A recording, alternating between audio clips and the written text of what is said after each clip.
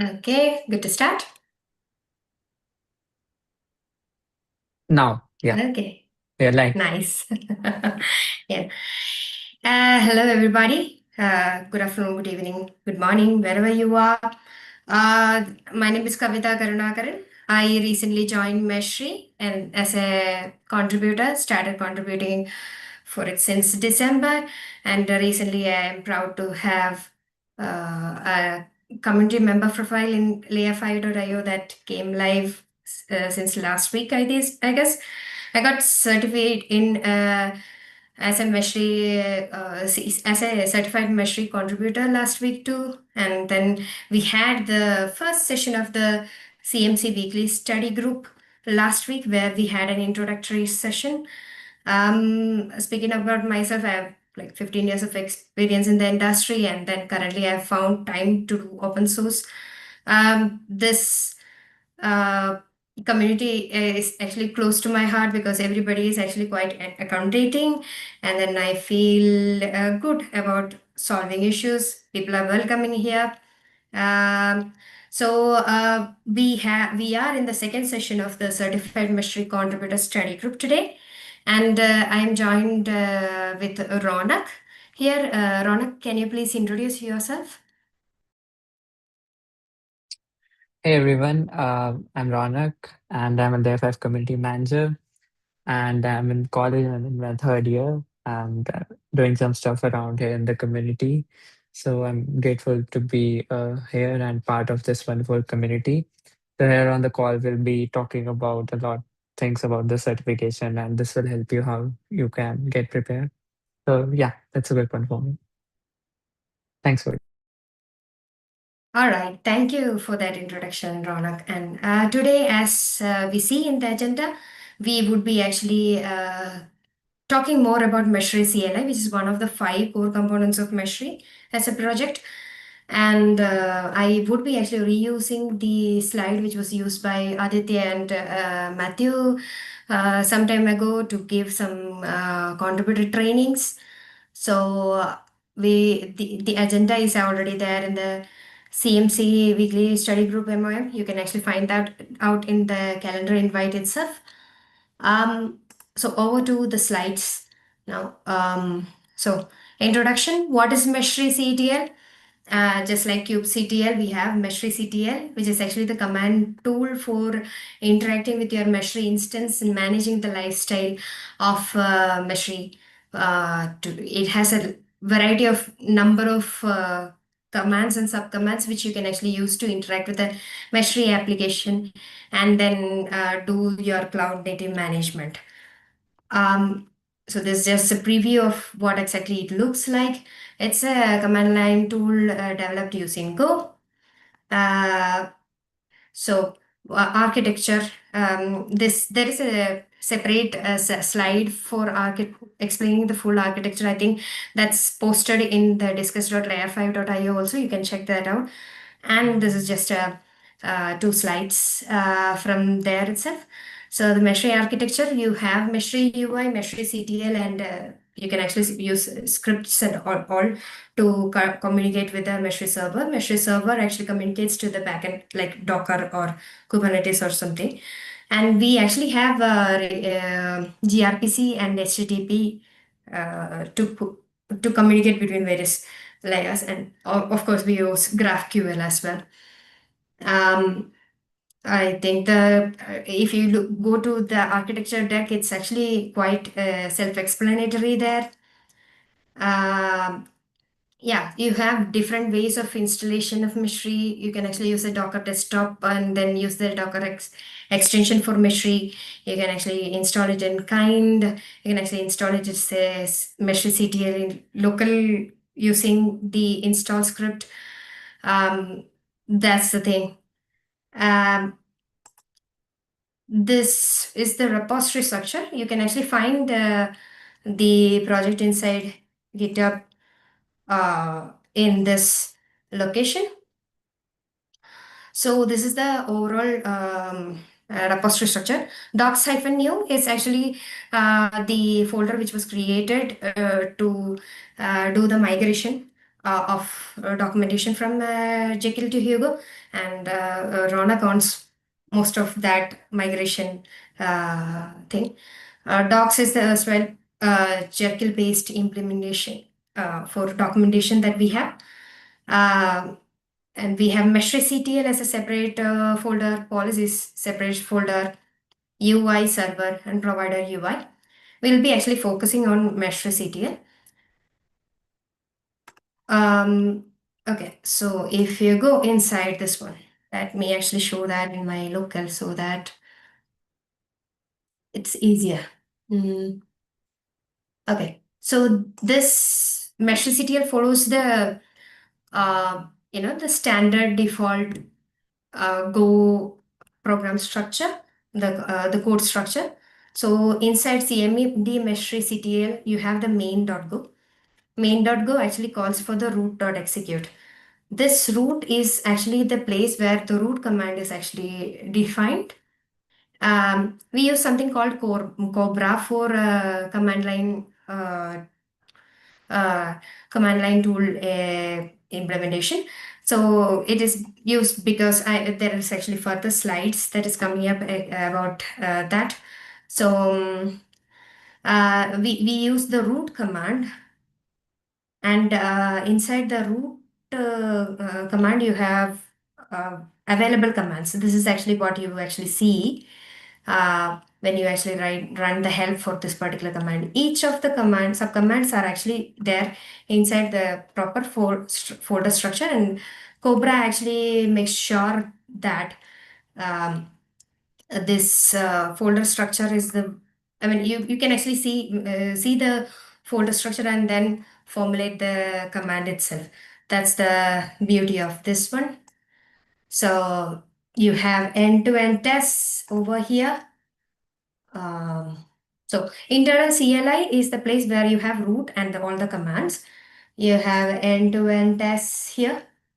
And you have a separate utility functions over here. Error.go in particular would be actually of very good importance when you are actually coding, because we actually try to standardize the error codes that we actually have, and then the errors that we actually normally see, so that by looking at when running at runtime, if you see the error, you actually get a user uh, friendly message instead of just throwing out some random debugging information outside. So when that's the way in which we actually ideally create errors and handle that in Meshery CTL. Um, all right, to the next slide. Subfolders, as I told, it contains the subcommands like Meshery system, start Meshery system, stop. And there is actually something called experimental subcommands, which is actually, as it is evident from the naming itself, you might have some temporary commands which you want to actually do as experimental. Once it is actually matured, you will actually move it to other locations so that it can be available as a part of the Meshery CTL subcommands itself. So um, as I told, we actually support Meshery CTL installation over Linux, Windows, and Mac OS. So for Windows, you might want to use Scoop for installation. Um, I use Linux Ubuntu, so I would actually assume that most of us would be either using Linux or Mac OS. The installation script can be actually this. This one, the first command is actually used for installing Mesh CTL, but not to deploy it onto a local um, Docker or Kubernetes instance that you might be having. A second command actually says platform equal to whichever platform you want to actually put there, and then you can actually run the bash. In macOS, it is you can usually use Homebrew for installing using brew install Mesh.ctl itself. So once you are have installed you can actually see a default configuration called a mesh config inside this particular location. That is .meshery slash config.yaml location. There is this link which actually uh, explains to you about configuring Meshery deployments using this particular mesh config. It's possible to change the config using dash dash config command as well, and then use a custom config file. So uh, the previous slide completes pretty much everything that you need to know about installation. But sometimes if there is actually particular regression issue that is introduced unfortunately in one of the releases, and then you actually find it out after in next release, uh, if you actually find out the commit and then you want to actually try it out something, or you have particular use case to use a previous version of the release, you can actually go to this particular GitHub page and then download the asset according to your operating system. There are different flavors, as I told. Linux ARM 64, or if you are using Intel, you will actually use that i386, or if you are using the Windows, you will actually use the particular zip. You can actually unzip and then use that. There is a detailed documentation about installation, and that can be actually accessed using this particular um, link. So local setup. What do you actually need for that? It says Golang v1.23. I think right now, I mean, this slide is a bit back from what we are actually using right now. I can actually use the latest version. To make sure that which version we should be using, um, we have .mode file.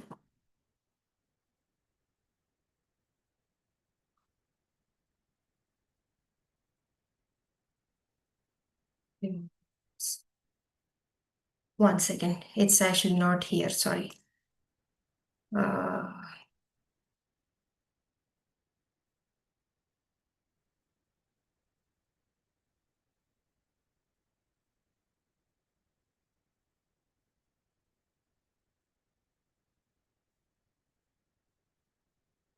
See, we have Go 1.2 that's the one which we actually use. So you can actually use that. And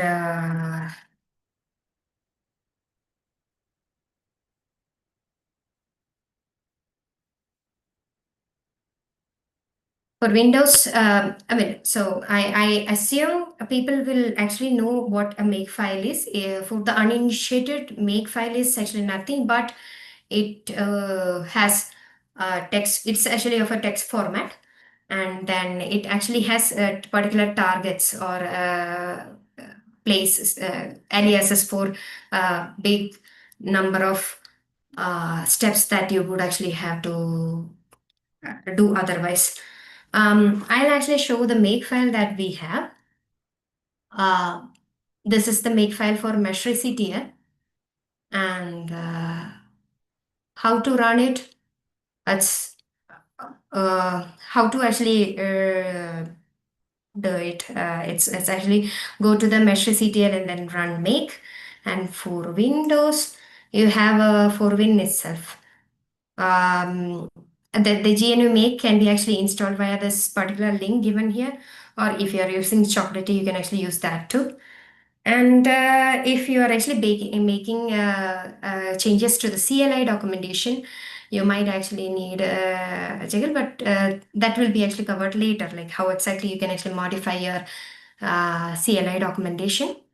So you have to go to Meshery CTL, CD, Meshery CTL, and run make.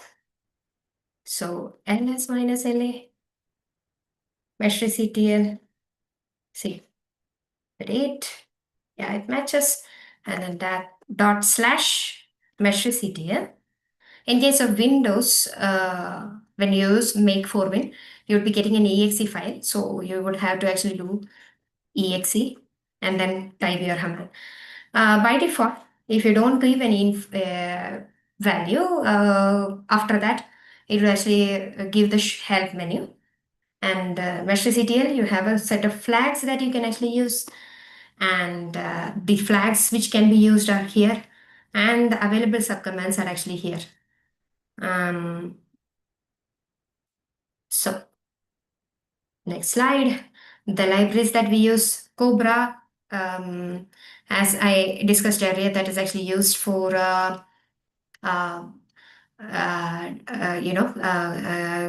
developing this framework. It actually helps with passing the directory structure and then coming up with the command. Viper is actually used for handling the configurations. As I told, my configuration right now, it is under Meshery Meshery config.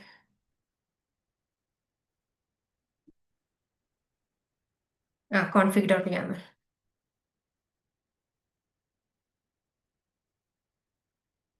Yeah.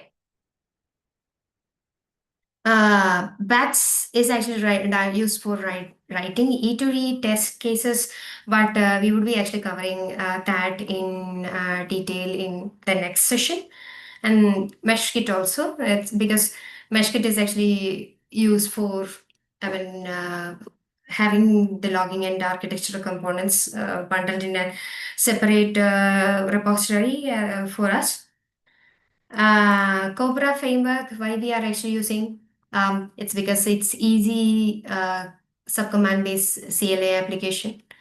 It's fully POSIX compliant flags, and then you can actually have cascading flags also. It's easy to generate applications. A lot of things come built in, which helps with you know creation of the um, command line tool.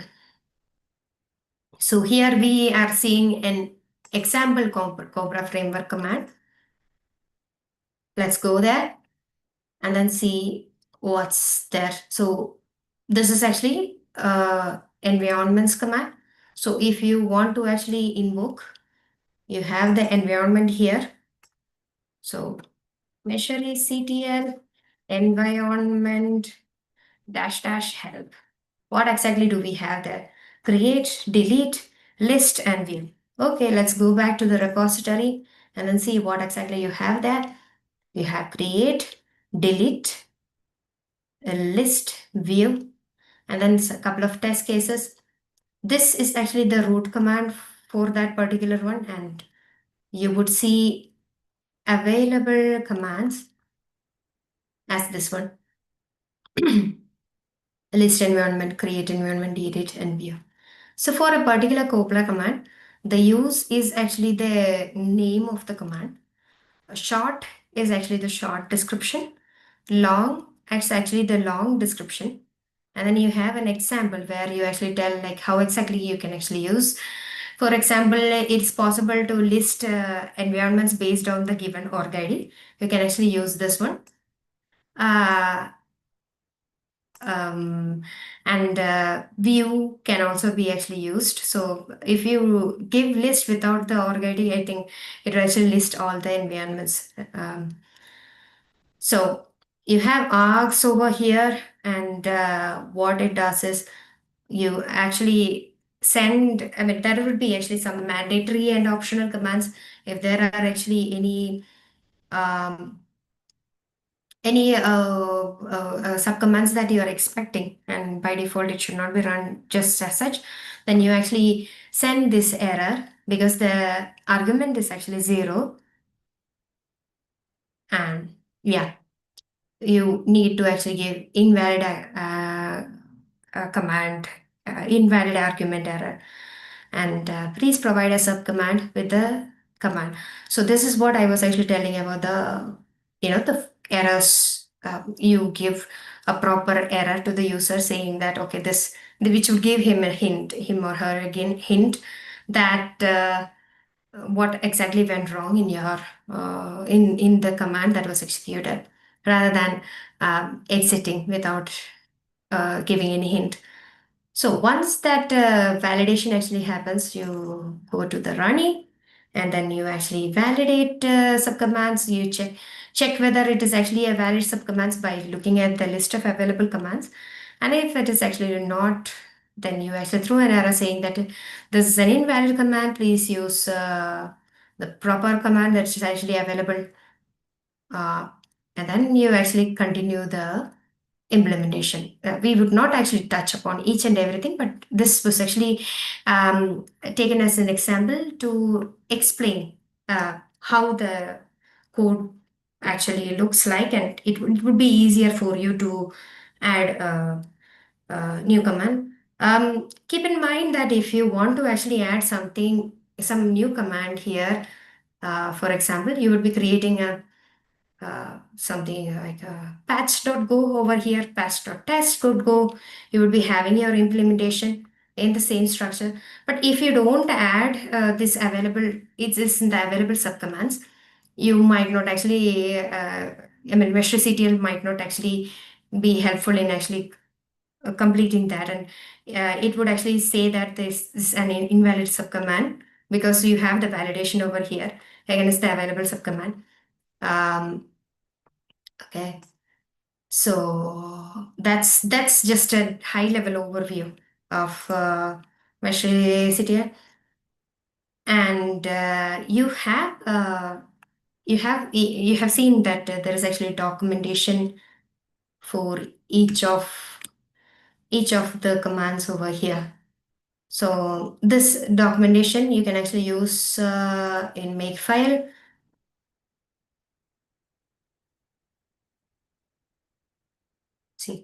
See, you have this docs. This thing, you what it does is actually it goes to the doc and then go run go doc go dot go. So that's what it actually does. So it in essentially updates your documentation in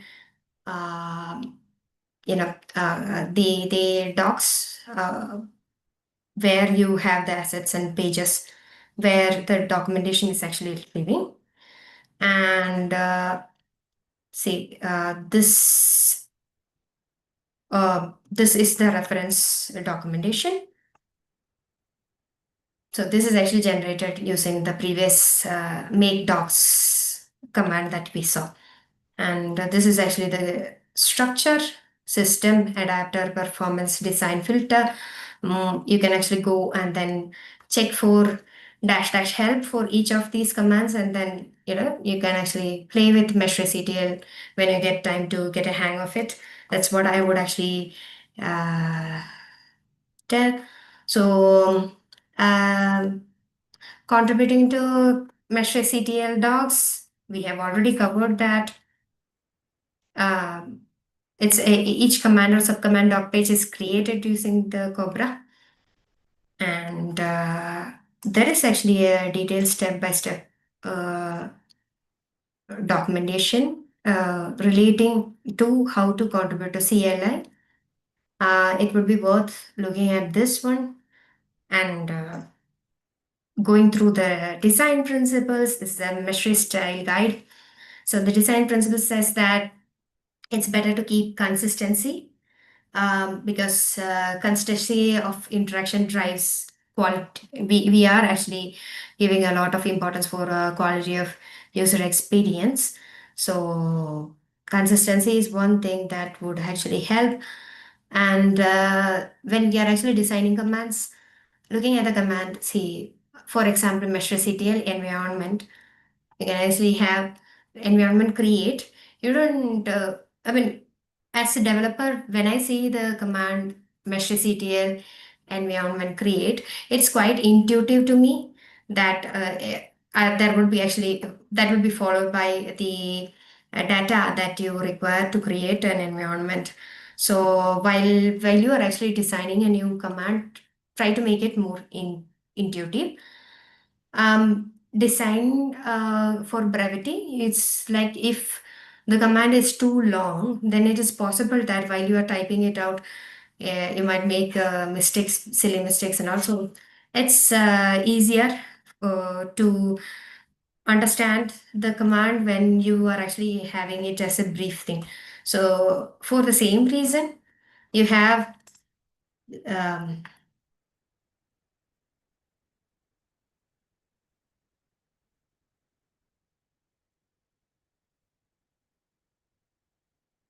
you see this one, preview experimental command, because otherwise if you write experimental full word, it can actually become a problem.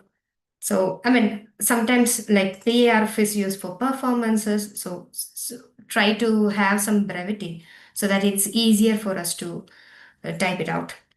And design with this batch test inclusion in mind, provide possibility to specify the output from in JSON format for easy inspection. But that's JSON is actually not the only format that we actually use. Um, and uh, see, contributing guidelines, I would actually like to look at more at the contributing guidelines, design principles, end-to-end CLI. And then, yeah, there are a few commands that would be actually useful for you.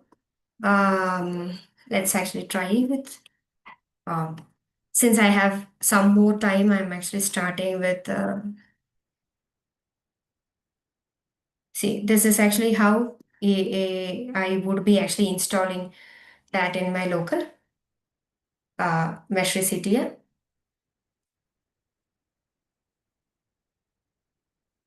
It's getting downloaded.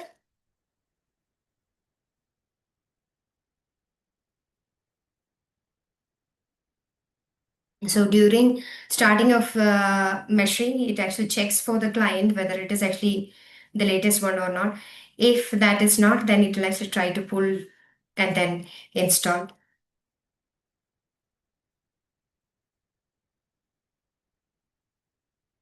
So it's actually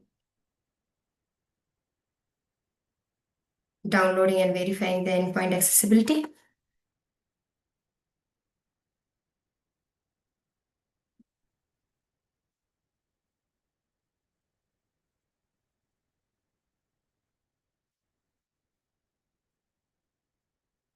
So if you're interested in which all Docker containers are actually there in the background, you can use a Docker PS minus A and then see what exactly is happening over there. That's just out of curiosity if you are interested. So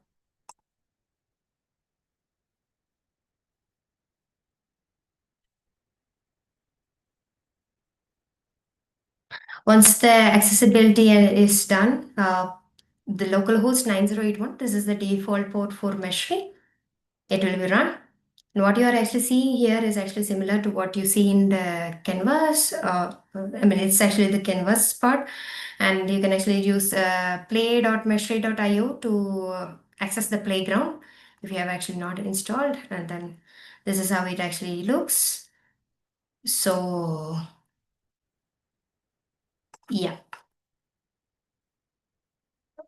Meshery. Now we have actually done that, and then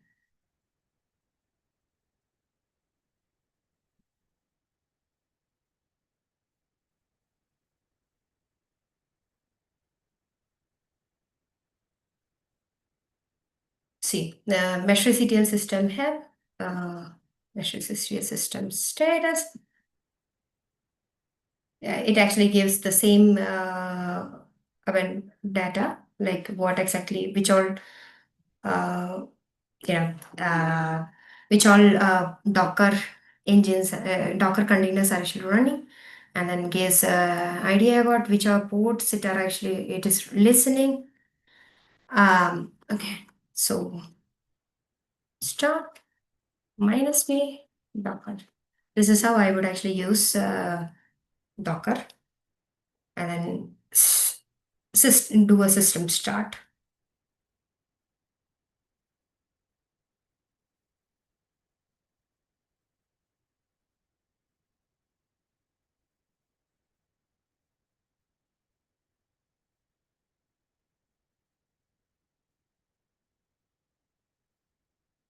You see this command update. It's possible to do the system update via Meshery CTL without trying to explicitly run it each time also using this update. So whatever updating Meshery now that you are actually seeing, if you have an outdated Meshery CTL implementation, this can be actually used. Um, and login can be actually used. Login, logout. I mean, almost all of the available subcommands here are self-explanatory.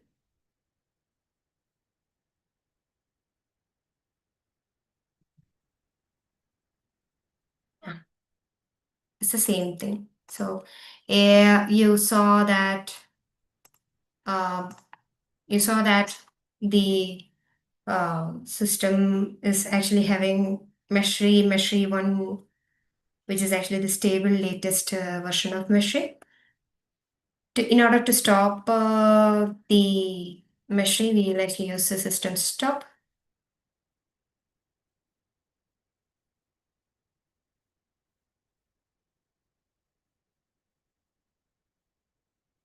Yeah, Meshery resources are stopped. Nothing, nothing is there. See, so um, I think I have actually touched upon all the topics that I was actually supposed to take. We have a little bit of time to take some questions, or at first, I would actually ask Ronak to see if you have anything in addition to what I have told to explain to the group. Yeah. Yeah. Yeah, thanks, Kavita. So that was a wonderful explanation about how we can start using Mystery CTL, and the hands-on was really cool as well. So I think I can touch up more upon the flags and the design specs. So, for example, talking about some of the design principles that Kavita told. So, for example, when you're designing any flag or an option, so consistency is the primary key in any of the command line tools that we follow. For example, we have taken much more reference from kubectl and Docker, like they are the successful command line tools. So, whenever you are applying any command or an option, you would be not feeling that, okay, this command or this option is new to me. So that's already something that you're familiar with if you are familiar with kubectl or Docker. So for example, if you're having if Meshery CTL design has a list and a view command, and it has like two options over here, hyphen hyphen all and hyphen hyphen output flag. So similar commands like Meshery CTL performance, this also should have like if that has the same options. So the behavior of the options or the flags should be consistent across multiple commands. That's a principle that we need to make sure that when we are designing any CLI tool. And we want to make sure that the default behavior for any of the commands should be optimized for you use what users will need to do for most of the time. And if we want to provide a specific functionality, we override it with flags. So for example, this command Meshery CTL system context, create, and then the name of the context. So this assumes a default platform for a created context. But if you want to use a specific platform like Docker, you can just easily override with the hyphen hyphen platform flag. So next one is the user experience of the GUI and the CLI. So most of the beginners are more familiar with GUI because that seems much more interactive. But the Meshery CTL and the Meshery UI, the GUI, both are the clients of the Meshery server. So they internally both use the Meshery server and list up the data that is exactly the same. But GUI seems to be much more intuitive. So command line interfaces offer a little bit of less context to the users because it just shows relevant data. So being like if a beginner is using, so they much more prefer some graphical user interfaces. But however, they both show the same data as both are the clients for Mystery server. So if you are designing the Mystery CLI or any other CLI, you make sure that you only provide a relevant output. For example, you can use the hyphen verbose flag to list the debug logs. You don't want to pollute the user's terminal by providing some debug logs over there. For example, if I'm running the Meshery CTL system perf view and the name of the profile from viewing any of the profile with this command, so you don't want to get all the debug logs that are not relevant for you, right? So that's why we have a separate verbose flag that shows the debug logs. You also intend to add some headers to the output to give more context to the users. For example, this one is for development, this one is for production, this one is for staging. And for example, some commands like mystery CTL system reset.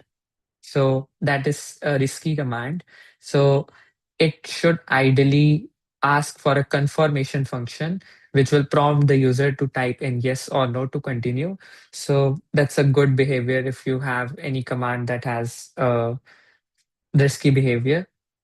But moving on to the next point, you want to anticipate the user's actions. For example, if a user just has created any context with the Meshery CTL system context create command, so the next action the user might take would be to start the Meshery CTL and then switch between the context.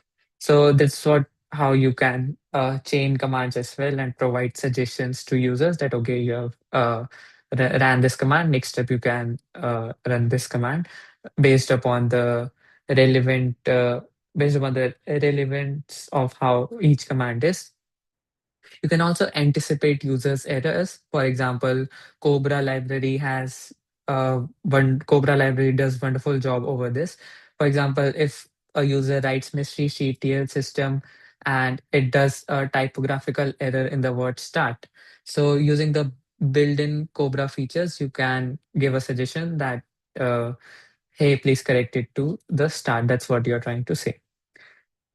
So you can check out the Meshery CTL Meshery CTL command metrics. So this is an Excel spreadsheet that lists all the commands, the flags it has, the function, the usage, and how it's structured. So that's a long spreadsheet that you can go through for all of the commands that we have and the sub commands and the options. So I can share this link as well, the chat.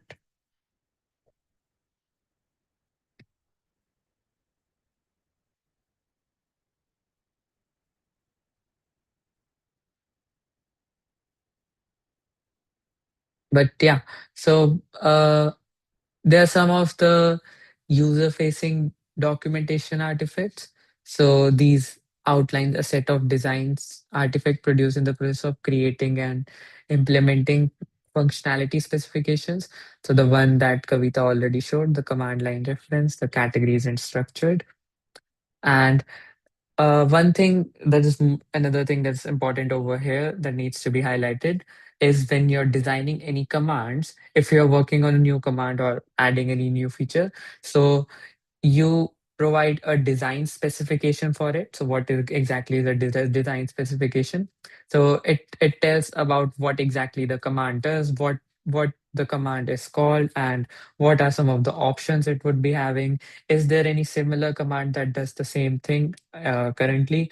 Do we need to like align it more clearly with the current commands. Is the new command even required, or we can just add a flag or an option to implement this behavior? So these are some of the good questions that you must ask when designing any commands. And then you uh, put up all these questions in a doc, and then after it's approved with one of the maintainers, then you go ahead and create that command if it's required. So definitely, like these questions, what the command output. So this will help you get a clarity. We don't duplicate any set of commands or flags that we already have. For example, it would be bad if we are having two commands that are doing the same thing, but they just have different options. So you can propose new features and creating a design specification. There's also a good documentation about creating how you can create a functional documentation.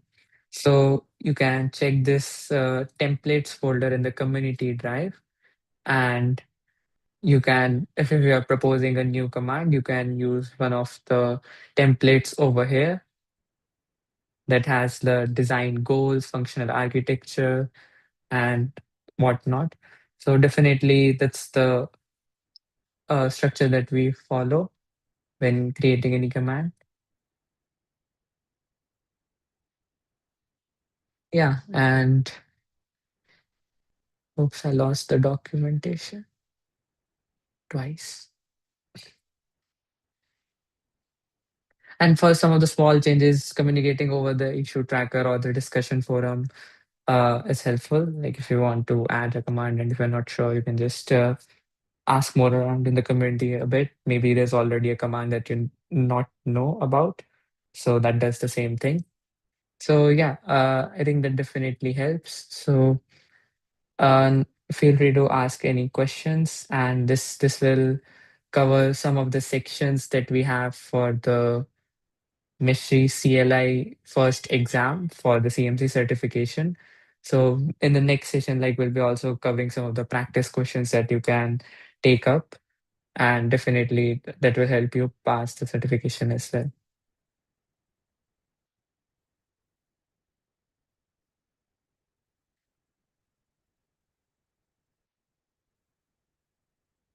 Feel free to ask any questions if you have any.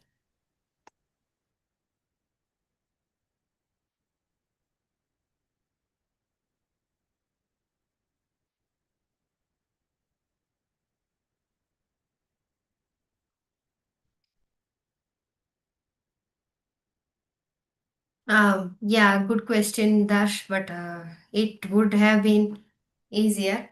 Uh, but this is actually a question that Lee should actually answer because that command has been there for a while, and shortening it would mean that existing users would not be comfortable with that one. It's always better to keep that in mind while creating newer commands under Meshery CTL root command, I would say. Yeah.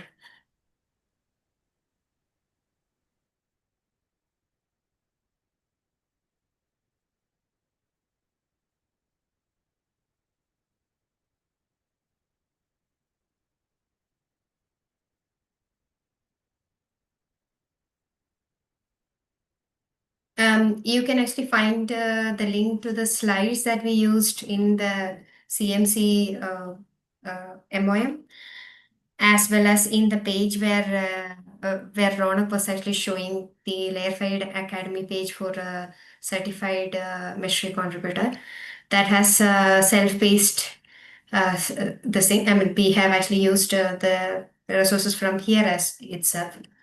We would be actually taking end-to-end tests along with the sample questions, as Ronak told in the next session, because it's kind of difficult if you actually cram all the information into just a 1 hour uh, call. I hope this is actually not too much of information for you to digest. So each of the units are there, like 5 units are there, and when you click on that, also you would actually get. I mean, the the prerequisite links are again shown in each of them, and each of the subtests have you get a maximum attempt of 3, and the passing percentage is actually 70 percentage. And upon completion, you would be able to get a digital PDF badge as well as a certificate. And then you can actually link that badge and your certificate into LinkedIn, GitHub, and wherever you would actually like to have your profile.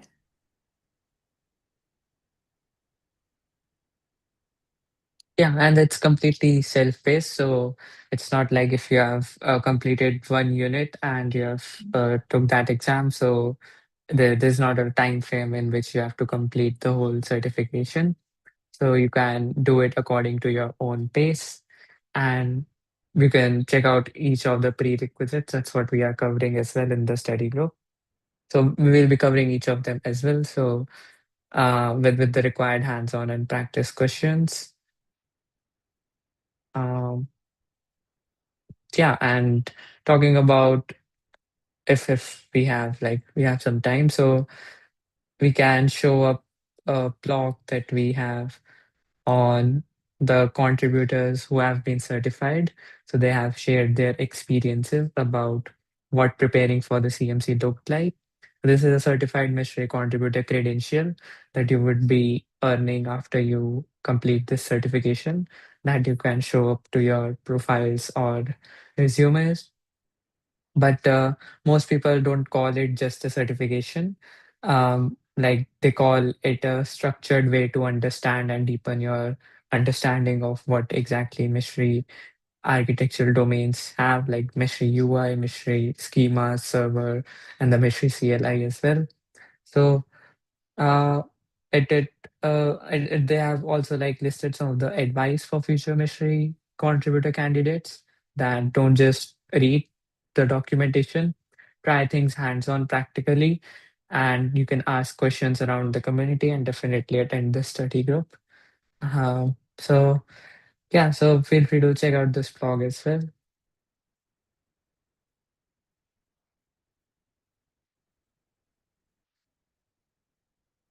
Make sure that we have marked your name in the attendees over here. The links for the documentation minutes is in the chat. Do we have anything else, Kavita? I don't think we have anything else. Yeah, we can wait then a couple of seconds. If we have any questions, then we can wrap up.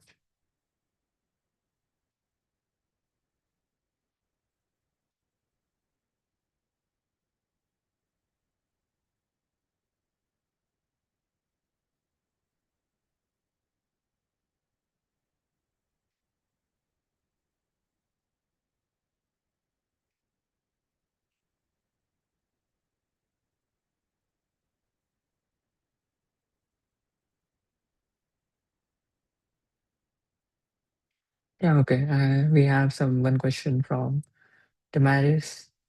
Would be more effective to start contributing to Mystery CTL, understand this very well before jumping to adapters, end-to-end tests, server, or other areas.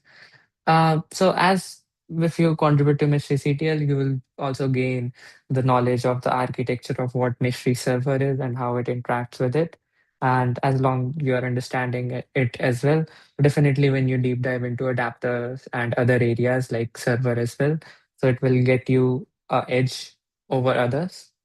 So yeah, it would be, but it isn't like a prerequisite that if you want to contribute to any of the adapters. So it's the knowledge for mystery CTL is required. That's not a prerequisite, but definitely it helps.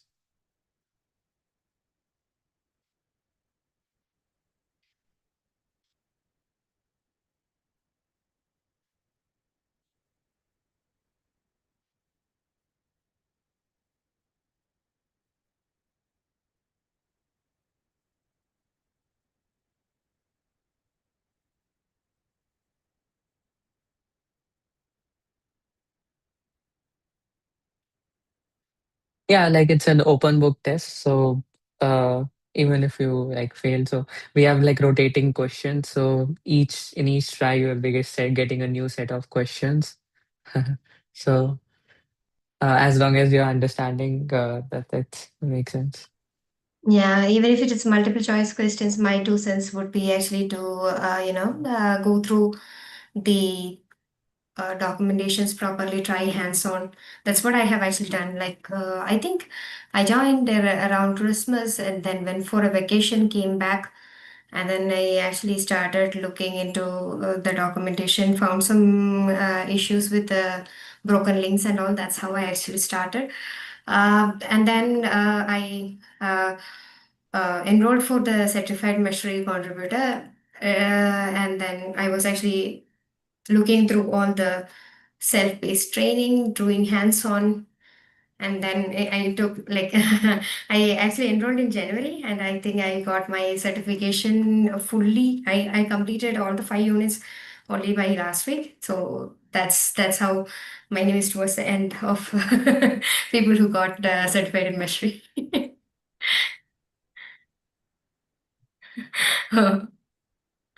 Thank you for that, Ronak. So it's okay. You can actually take your own time, use your own pace. But whatever takeaways you are actually taking from this is definitely going to be helpful for your, career and uh, your skill set as a whole.